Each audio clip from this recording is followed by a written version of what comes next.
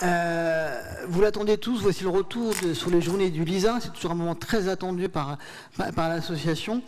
Et comme la dernière fois, c'est un binôme qui va le présenter avec notre Franck Fontenay-National, que j'invite à venir accompagner cette fois d'un autre Franck, le local de l'étape, le professeur Morschhauser, hématologue au CHRU de Lille.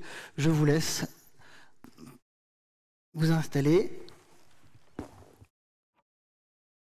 Hop. Bonjour à toutes et bonjour à tous. Alors c'est lesquels? C'est le gros bouton vert pour avancer. Donc nous sommes de Franck pour vous faire ce retour. On vient d'avoir deux intervenantes qui nous ont présenté REALISA, qui est une étude très importante effectivement, qui est réalisée par le LISA. Et justement, les 3 derniers jours, c'était les journées nationales du LISA, des journées scientifiques et médicales super intéressantes. Donc on va vous en parler. Alors quelques mots d'abord sur le LISA, c'est la Lymphoma Study Association. Donc c'est un groupe coopérateur, c'est-à-dire en fait une association de médecins qui cherche à promouvoir et à faire des recherches sur les lymphomes. Et de fait, ils mènent beaucoup d'études et beaucoup d'essais dans ce domaine-là. Et ils fêtent cette année leurs 10 ans et ils sont devenus en l'espace de 10 ans un des leaders de la recherche sur les lymphomes dans le monde. Vous voulez en dire quelques mots, professeur Morschhausen ? Oui, c'est vrai que le LISA a maintenant 10 ans, c'est la réunion de 2 groupes coopérateurs français, qui étaient le GELA, qui existait depuis 1984, et un autre qui s'appelait le GOELAMS. Et il nous a semblé utile à un certain moment d'avoir un seul groupe pour avoir plus de puissance, pour pouvoir répondre aux questions et mieux aider les patients. Et ça a été un succès très très rapide. Et on voit au bout de 10 ans que nous avons beaucoup de jeunes collaborateurs qui sont maintenant attirés dans cette filière. Et donc on avait 470 présents à cette Assemblée Générale à Lille. J'ai le privilège d'être le président du LISA sur les 2 dernières années et reconduit pour 4 ans. Donc nous sommes vraiment maintenant, j'allais dire, un des fers de lance de la recherche sur le lymphome et reconnu de façon internationale. Nous avions 11 communications orales sur le dernier congrès de la Société américaine d'hématologie. Nous avions des orateurs étrangers lors de ces journées du LISA, dont certains sont américains et clairement qui nous ont identifiés comme l'un des plus avancés dans cette recherche sur le lymphome. Alors, que peut-on retenir de ce qui a été dit pendant ces journées? Et je ferai un constat, c'est que les hématologues sont devenus très bio. Alors en fait, parce que toutes leurs études sont bio aujourd'hui. Alors en fait, ça n'a rien à voir avec le bio des aliments. Et vos médecins, vos hématologues ne vont pas devenir des paysans qui vont vous soigner avec des aliments bio. En fait, c'est qu'ils font de plus en plus de biologie. Et la biologie et l'imagerie sont devenus occupent une place de plus importante dans les recherches qui sont menées sur les lymphomes. À quoi ça sert? En fait, ça sert à étudier les cellules tumorales au niveau moléculaire, au niveau génétique, au niveau ce qu'ils appellent le micro-environnement, c'est-à-dire tous les tissus, toutes les cellules qui entourent les cellules tumorales. Et ça sert aussi à analyser les données de PET scan notamment et de voir comment évolue la maladie à l'imagerie. Et ils créent un nombre impressionnant de plateformes, de bases de données. Ils compilent toutes ces données et ils utilisent de plus en plus des modèles d'intelligence artificielle, des réseaux neuronaux, et pour essayer de sortir de toutes ces données des informations intéressantes. Et il y a des métiers qui sont de plus en plus souvent présents dans les études, notamment du LISA, c'est des bioinformaticiens, des biostatisticiens, en fait, qui analysent tous ces travaux. À quoi ça sert tout ça? C'est ce qu'on va voir maintenant. Ça sert à comprendre comment les lymphomes surviennent et se développent. Ça sert à identifier les différents sous-types, parce que quand on dit, par exemple, le lymphome diffus à grandes cellules, en fait, on se rend compte, enfin, moi, je l'ai vu pendant ces journées, c'est que il n'y a pas un lymphome diffus, il y en a de différents types qui n'évoluent pas forcément de la même manière et qui ne répondent pas forcément de la même manière aux différents traitements. Donc c'est intéressant d'étudier ces différences, de les identifier et d'étudier ces différents sous-types. Et de même, ils se rendent compte, les médecins et les chercheurs, qu'il y a une grande hétérogénéité chez une même personne, en fait, des cellules tumorales, et que ça peut avoir un impact sur la réponse au traitement. Et puis, ça sert aussi à identifier des marqueurs pour aider au diagnostic et surtout pour évaluer la réponse au traitement. En fait, ce qu'on se rend compte, c'est que les médecins cherchent à trouver de nouveaux outils pour mieux soigner leurs patients. Et enfin, ça peut servir à identifier de nouveaux traitements. Mais au final, j'ai envie de dire que ça fait beaucoup progresser les connaissances et la science, mais aujourd'hui, j'ai l'impression que pour la prise en charge des patients actuels, ça n'a pas beaucoup de mise en pratique. C'est vrai que ce qu'on appelle le côté translationnel, c'est-à-dire la transposition aux patients de toutes ces connaissances biologiques, prend du temps. C'est pour ça qu'il faut aussi ces outils bioinformatiques, parce qu'il nous faut des très très grosses séries que l'on peut pouler pour pouvoir se dire, là, si j'ai ce marqueur-là, il aura une influence pronostique, il aura une influence théranostique, c'est-à-dire que je pourrai choisir le traitement le plus approprié. Et je pense qu'on va voir progressivement arriver les choses dans les 5 prochaines années. Ce qui semble le plus à portée de main pour les patients au jour d'aujourd'hui, mis à part la TEP, la tomographie à émission de positons, dont la plupart d'entre vous, s'ils sont patients lymphomes, ont eu connaissance, qui nous permet précocement d'identifier les bons répondeurs ou les répondeurs tardifs ou les patients en échec primaire. Le prochain outil qui devrait être disponible, c'est ce qu'on appelle l'ADN circulant. Donc, les tumeurs relarguent dans le sang périphérique une quantité de leur ADN qui peut être détectée par des méthodes très sensibles et qui peuvent être quantifiées. La charge au diagnostic et la diminution de cette charge après 1 ou 2 cures de chimiothérapie semblent actuellement très prédictives et permettraient, en plus de la TEP, d'orienter les traitements. Pour tout le reste, c'est-à-dire toutes ces classifications moléculaires qui ont été évoquées aux journées du LISA, on sait que, premièrement, elles ne sont pas disponibles dans tous les centres. Seuls certains laboratoires sont capables de les faire. Deuxièmement, elles ne sont pas universellement acceptées ou reproductibles. Donc là, il nous faudra certainement peut-être encore une dizaine d'années pour avancer. Mais dans le cadre d'essais thérapeutiques, certaines de ces classifications moléculaires, qui ont quand même des fondements qui deviennent de plus en plus solides, vont être utilisées pour pouvoir hiérarchiser les patients. Mais les conséquences pour les patients, je vous dis, ce n'est pas avant 5 ans avec ces nouvelles données biologiques. Alors, que peut-on retenir d'autre de ces journées du LISA? Il n'y a pas vraiment eu de résultats sur des nouveaux traitements, soit parce que les essais se sont terminés, ont été publiés et sont aujourd'hui connus, soit parce qu'il y a des nouveaux résultats qui sont attendus, mais qui vont être présentés dans les prochains congrès, dans les prochaines semaines. Et les médecins n'ont pas, quand ils vont présenter des résultats dans un congrès, les médecins n'ont pas le droit de les diffuser avant. Donc, on n'a pas pu les avoir. C'est un peu dommage, mais bon, c'est comme ça, c'est la science qui marche comme ça. J'ai fait une erreur. Non, c'est pas moi. Le bouton rouge là pour passer en arrière. Non, mais c'est pas moi qui ai. Ah oui, ça c'est là. Pour nous redonner la main sur les slides, s'il vous plaît. Voilà, tu peux appuyer sur le. Voilà. Néanmoins, on peut observer des grandes tendances dans les approches thérapeutiques. C'est d'une part qu'il y a les médecins et les chercheurs cherchent à faire de plus en plus des traitements sans chimiothérapie, qui sont peut-être mieux tolérés, de faire des traitements qui soient à durée fixe et non plus ad vitam aeternam. Il y a une grande attention qui est portée à la tolérance de ces traitements. Oui, c'est sympa. Alors, par contre, là, on n'a pas la main pour fermer la fenêtre qui est apparue. C'était pas prévu. Voilà. Merci.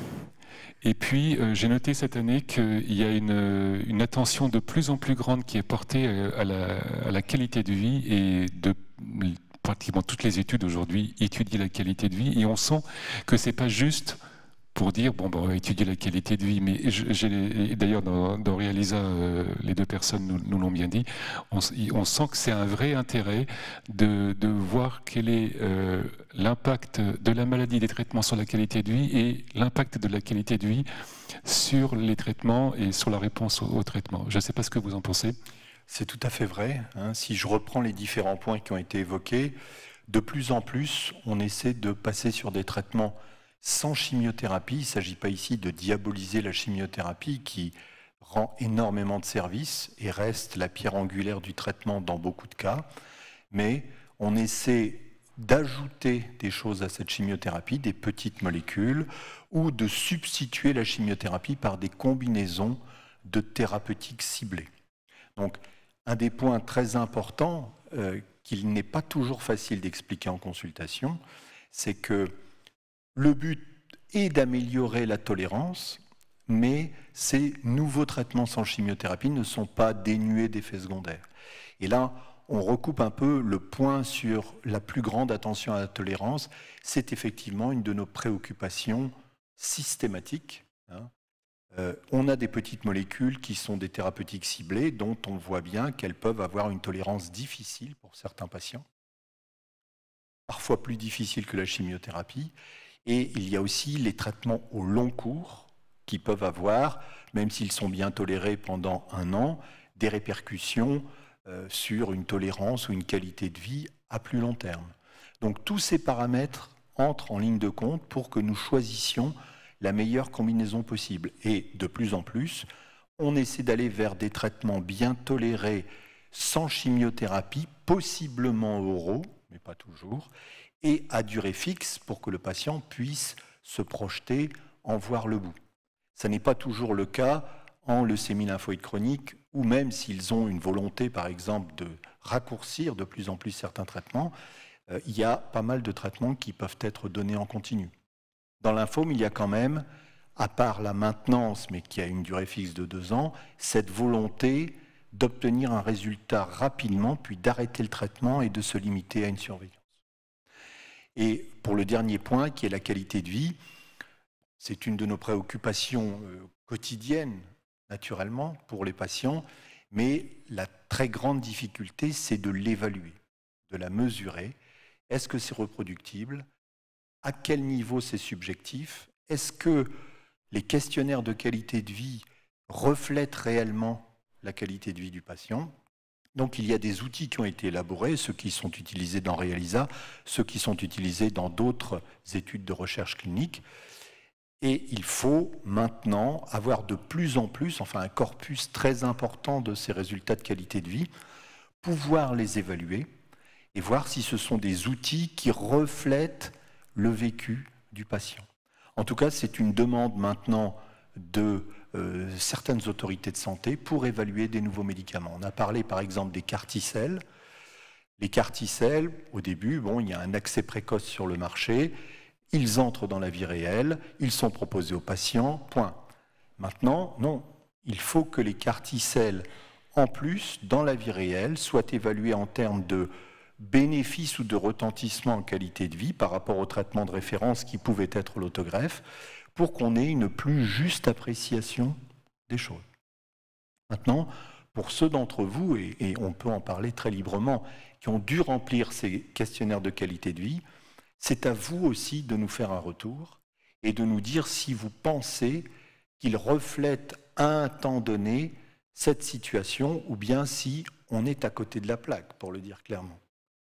Moi, je sais que j'ai certains patients qui, dans le cadre d'essais indolents, me disent au bout de 50 suivis, franchement, ce questionnaire n'est pas adapté à mon cas. Mais quand on a conçu l'essai, c'est ça. Après, ce sont des outils assez larges qui doivent s'adapter à tous les lymphomes, qui reflètent le vécu, qui reflètent le retentissement de la maladie. Donc, il y a plein d'aspects. on se perfectionne là-dessus, mais je peux vous dire que l'évaluation de ces questionnaires de qualité de vie, en termes statistiques, pour en tirer des conclusions, n'est pas toujours facile.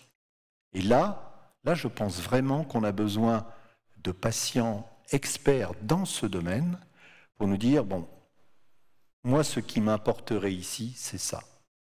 Voilà. Et que retenir d'autre pour terminer? C'est les nouveaux traitements. Alors, c'est les cellules CAR-T, on en a parlé longuement tout à l'heure avec l'infirmière de Bordeaux, mais c'est pour vous donner un chiffre qui a été donné par le registre, on en a parlé aussi précédemment, Descartes. Et actuellement en France, il y a près de 1600 patients qui ont été traités par cellules CAR-T pour un lymphome. Voilà. Et puis l'autre, alors les CAR-T, c'est pas forcément un nouveau traitement, mais il y a un autre type de médicament qui est plus récent. Ce sont les anticorps bispécifiques et vous devriez en entendre parler de plus en plus. C'est des anticorps comme le monoclonal, comme le rituximab, mais qui agissent, qui ont deux cibles. En fait, ils ciblent la cellule cancéreuse et ils ciblent un lymphocyte T et ils font que les deux se rapprochent et que le lymphocyte comme ça va pouvoir être activé pour attaquer la cellule cancéreuse. Vous voulez en dire un mot sur ces anticorps bispécifiques? Oui, c'est effectivement, au jour d'aujourd'hui, les deux classes thérapeutiques les plus prometteuses. Et elles sont toutes les deux dans l'immunothérapie ou l'immunomodulation.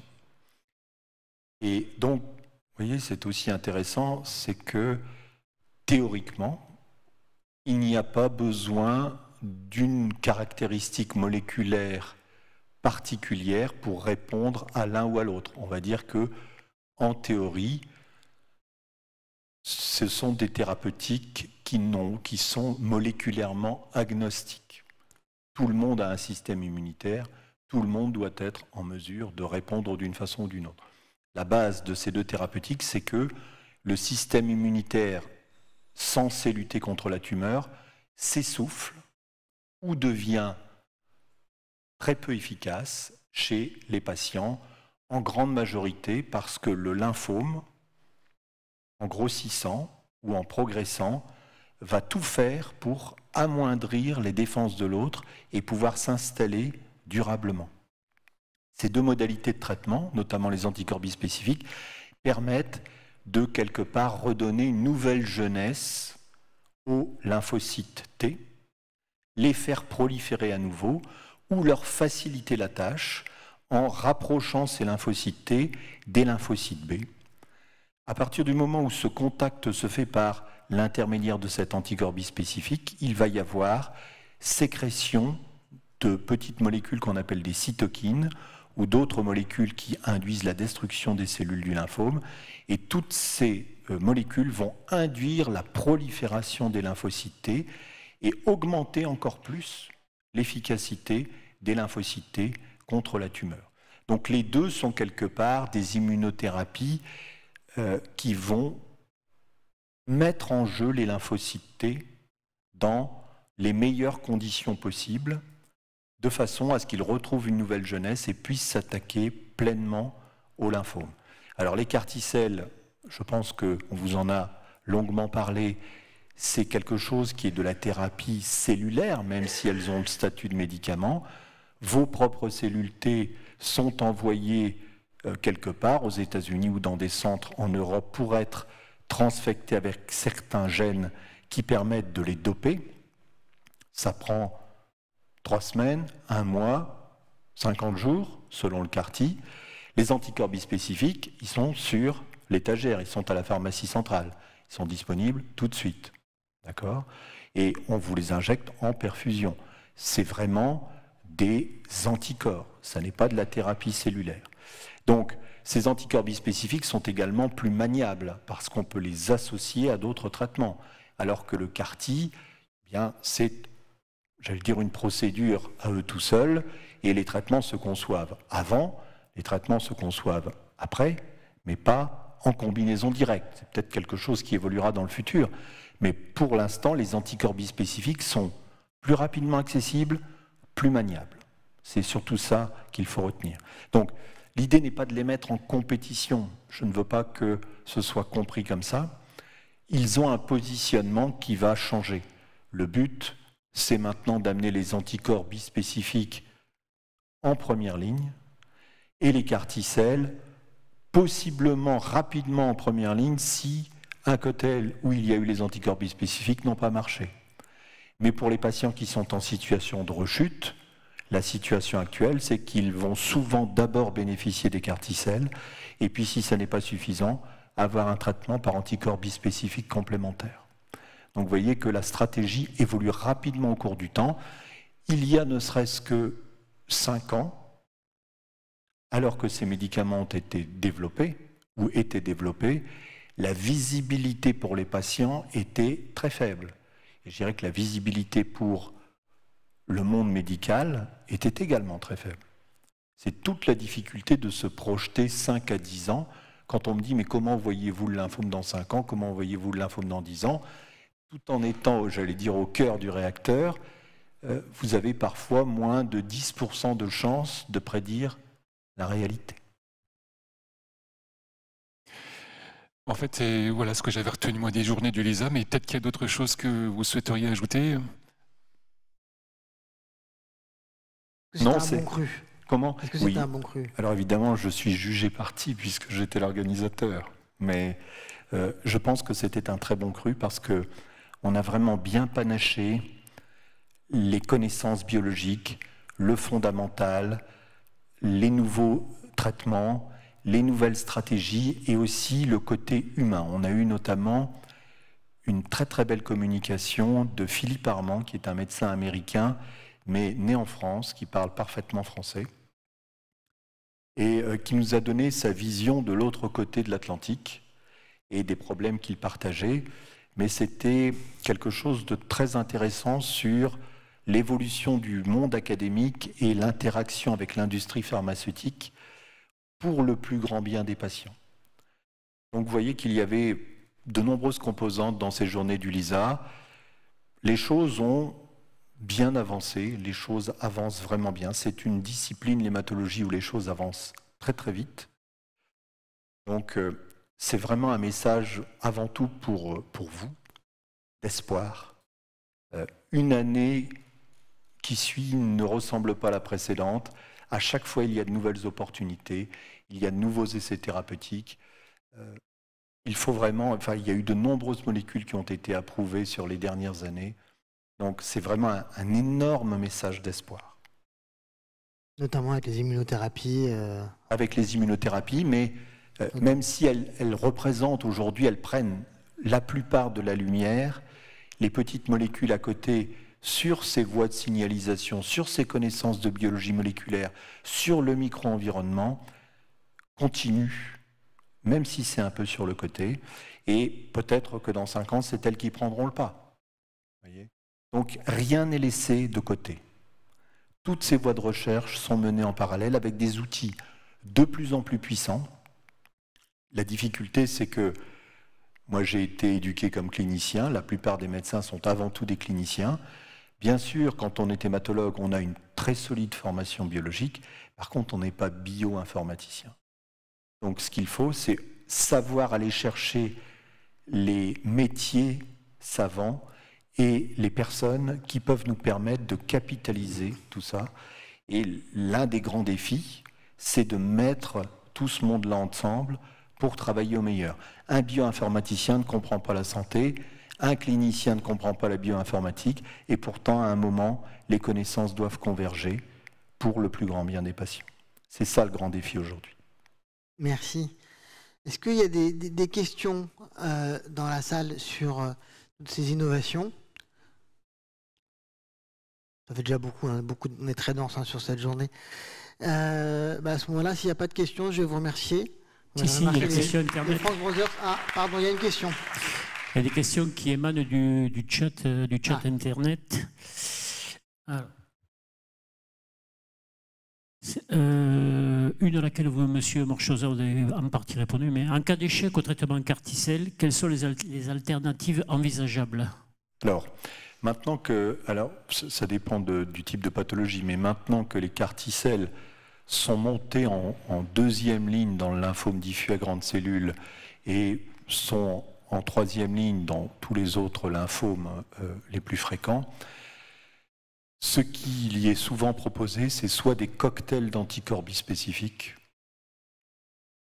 soit des anticorps bispécifiques en association avec des petites molécules immunomodulatrices comme le lénalidomide, soit, mais c'est plutôt après, encore dans un troisième temps, des nouvelles petites molécules qui vont cibler des voies métaboliques particulières. Donc on va pouvoir dire je vais cibler, peu importe, la voie MALT1, la voie CDK9, tout ce qui vient de nos recherches de biologie moléculaire. Donc c'est dans cet ordre-là que les patients vont se voir proposer ces options thérapeutiques dans le cadre d'essais. Il y avait juste une remarque. Quel espoir ces anticorps bispécifiques en termes de qualité de vie en particulier? Alors, au tout début, les 2 premières semaines de traitement, et même en général la première semaine de traitement, peut être un tout petit peu plus difficile, puisque c'est le premier contact entre l'anticorps et l'organisme du patient, et ce que l'on va surveiller particulièrement, c'est ce qu'on appelle le syndrome de relargage cytokinique. Tout à l'heure, je vous ai dit que quand il y avait contact par l'intermédiaire de cet anticorps bispécifique entre les lymphocytes T et les lymphocytes B, il y avait relargage de cytokines. Quand cet orage cytokinique est un peu fort, eh bien, on va avoir de la fièvre, une baisse de tension qui peut être importante, qui peut nécessiter de surveiller le patient en soins intensifs, un besoin en oxygène avec des difficultés respiratoires. Mais ça, c'est vraiment une éventualité qui maintenant devient très peu fréquente. Ce qui pose problème, ce sont les grades 3 et 4, sachant que les grades vont de 1 à 4. Et les grades 3 et 4, c'est maintenant dans la plupart des séries, moins de 5% des patients, et les cliniciens sont parfaitement habitués à les gérer. Donc, la tolérance au cours de la première semaine, elle va être marquée par cette surveillance-là, mais derrière, sans exagérer, c'est quasiment une promenade de santé. Toutes les 3 semaines, les perfusions sont faites. Bien sûr, il y a toujours un peu de fatigue après la perfusion. Le patient nous le dit, j'ai une petite phase, j'ai un petit coup de mou dans la semaine du milieu, puis après, ça y est, je reprends du poil de la bête, tout va bien. Donc, franchement, ce sont des traitements bien tolérés. J'avais une question personnelle là. Vous avez évoqué tout à l'heure, quand vous compariez un peu la disponibilité des anticorps bispécifiques et des CAR-T-cells, je crois qu'il y a pas mal il y a quelques publications que j'ai vues passer concernant, si je ne sais pas si le terme est exact, des CAR-T-cells allogéniques. Est-ce que vous pourriez nous en dire 2 mots? Alors, on est encore en phase de développement pour ces CAR-T-cells allogéniques. Effectivement, ils auraient cet énorme avantage d'être immédiatement disponibles. Pour l'instant, ils essaient de ne pas tenir compte du phénotype HLA, d'accord, qui est nécessaire dans le cadre de l'allogénique, puisqu'il faudrait normalement être compatible, mais on essaie de ne pas en tenir compte, soit en étudiant un petit peu le répertoire, soit surtout en donnant des médicaments qui permettent de diminuer ça, des médicaments immunosuppresseurs. Donc ça, c'est un petit peu plus contraignant aussi en termes de tolérance pour le patient.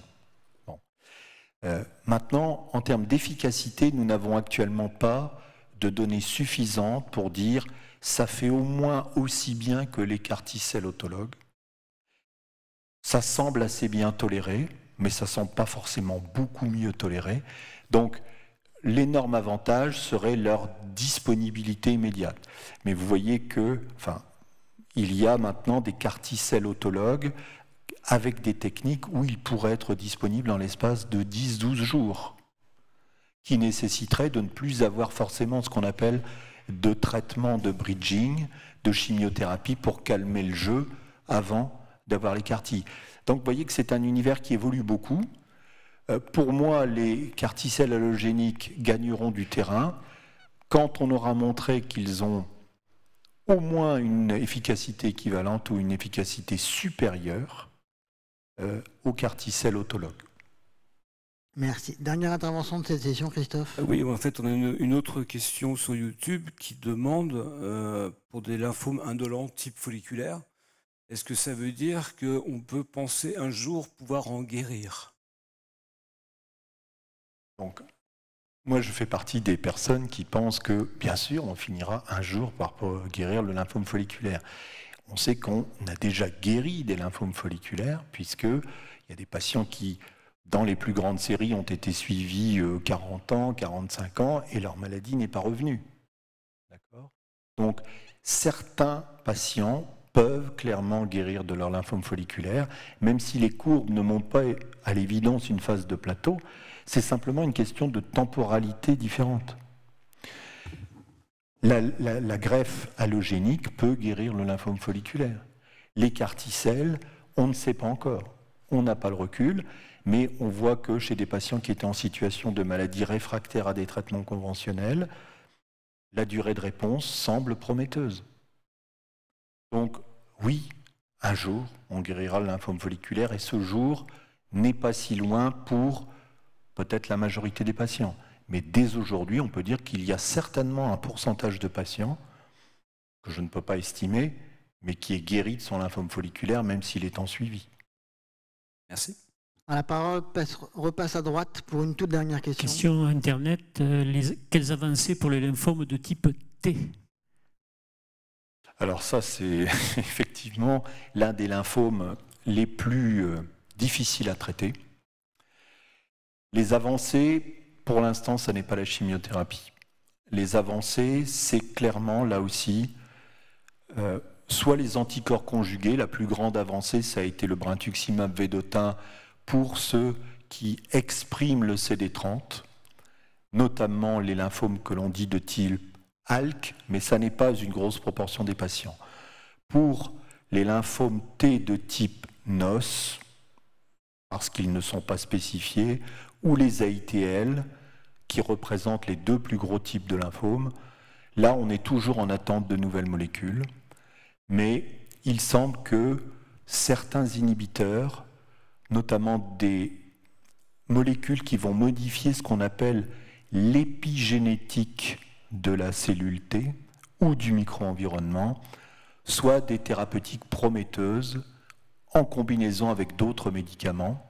Et c'est vers ces voies-là, et on a eu des communications lors des journées du LISA en ce sens, pour faire ces combinaisons sur des petites cohortes tests de patients sur une espèce de plateforme où on pourrait greffer des bras de traitement les uns après les autres selon les recherches biologiques qui semblent les plus prometteuses pour le lymphome T. Merci à tous les deux. Merci aux France Brothers, j'oserais dire.